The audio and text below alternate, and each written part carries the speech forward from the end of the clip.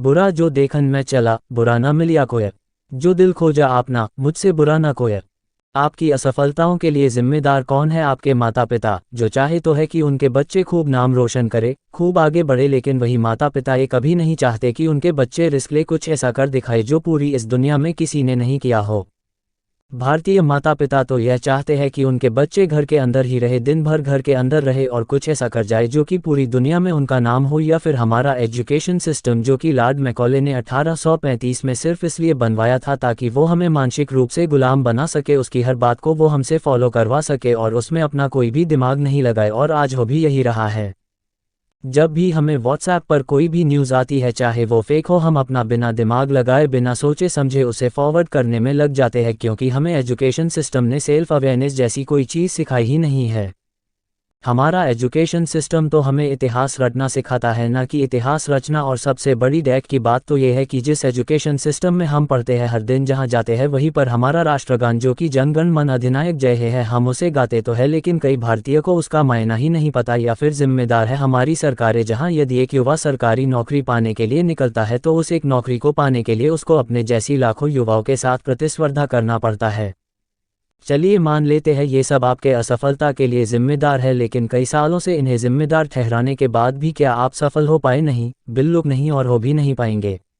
एक 15 से लेकर 30 साल तक युवा ऐसे कौन से गलतियां कर रहा है जिसके कारण भारत की आज़ादी 72 साल बाद भी हमारा युवा सफल नहीं हो पा रहा है? जब तक आप अपनी कमियों को नहीं पहचानेंगे और उन्हें नहीं सुधारेंगे, तब तक आप जीवन में आगे नहीं बढ़ सकते हैं। तो ऐसे कौन सी कमियां हैं जो आपको आज से ही सुधारनी है? 1. टेक्नोलॉजी का गलत प्रयोग। पहली चीज़ जो आपके जीवन को बर्बाद कर रही है। आज कोई भी इंसान अपनी पत्नी, अपने बच्चों, अपने माता पिता से भी ज़्यादा समय अपने फ़ोन के साथ गुजरता है, चाहे काम हो या ना हो, वो दिन भर अपने फ़ोन को देखता रहता है।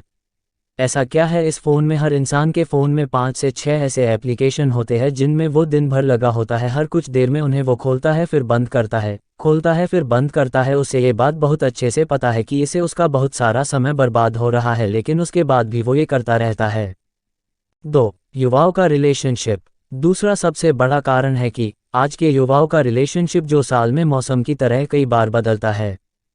पहले ये परेशान रहते हैं कि हमारे ज़िंदगी में कोई है नहीं, जब कोई आ जाता है तब परेशान रहते हैं कि ये आया क्यों, और जब वो उसे छोड़कर चला जाता है तो फिर परेशान रहते हैं कि इसने हमें धोखा दिया, और इसी धोखे से उभरने के लिए वो अपने जीवन के कई सारे साल को बर्बाद कर देता है। बाबू जान सोना करने के चक्कर में वो ये भूल जाते हैं कि उनके ज़िंदगी में इससे भी ज़्यादा कुछ महत्वपूर्ण है। पहले वो एक दूसरे से वादा करते हैं कि एक दूसरे के साथ रहेंगे, लेकिन फिर वो ना दोनों एक दूसरे के साथ रहते हैं और ना ही ये समय उनके साथ रहता है। 3. इनोवेशन का ना होना। तीसरा सबसे महत्वपूर्ण कारण है कि हमारी सोच में इनोवेशन का ना होना।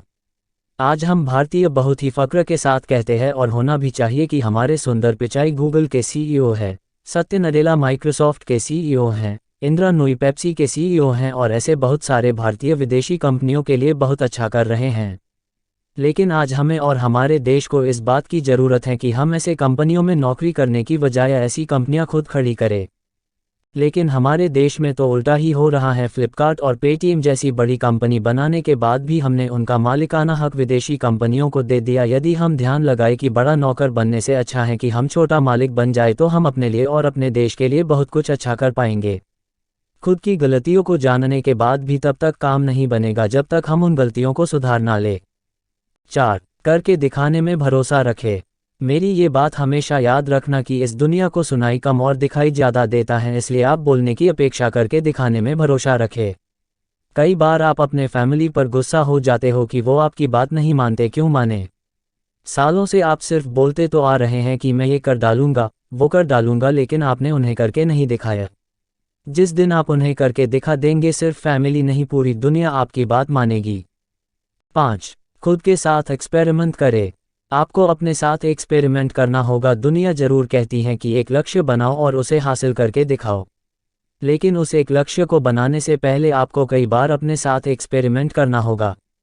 जैसे हुसैन बोल्ट बहुत ही अच्छे क्रिकेटर थे, लेकिन उन्होंने अपने प्रतिभा को पहचाना और दुनिया के सबसे तेज धावक बने। महेंद्र सिंह धोनी जो पहले बहुत ही अच्छा फुटबॉल खेलते थे, लेकिन अपने आप को जाना पहचाना और भारतीय टीम के सर्वश्रेष्ठ कप्तान बने। ऐसे ही आपको भी अपने साथ एक्सपेरिमेंट करना होगा और उसी के बाद आगे बढ़ना होगा। अब इस एक्सपेरिमेंट में आप कई बार गिरेंगे, लोग आपको बुरा भला कहेंगे, ताने मारेंगे, कहेंगे ये तुम्हारे बस की बात नहीं है, लेकिन तुम कभी हार मत मानना, अपनी गलतियों को पहचानना, उन्हें जानना, उन्हें ठीक करना और जिंदगी में आगे बढ़ना। कर्मण्येवाधिकारस्ते मा फलेषु कदाचन मा कर्मफल हेतुर्भुर्मा ते संगोस्त्व कर्मणि। गीता में भी हमें यही समझाया है कि हमारे हाथ में सिर्फ कर्म करना है, फल का अधिकार हमारे हाथ में नहीं है। वो हमें ईश्वर देंगे अच्छे कर्मों का अच्छा फल और बुरे कर्मों का बुरा फल। इसके लिए आप हमेशा तैयार रहिए। आशा करता हूँ कि मेरी बातें आपको समझ में आई होगी।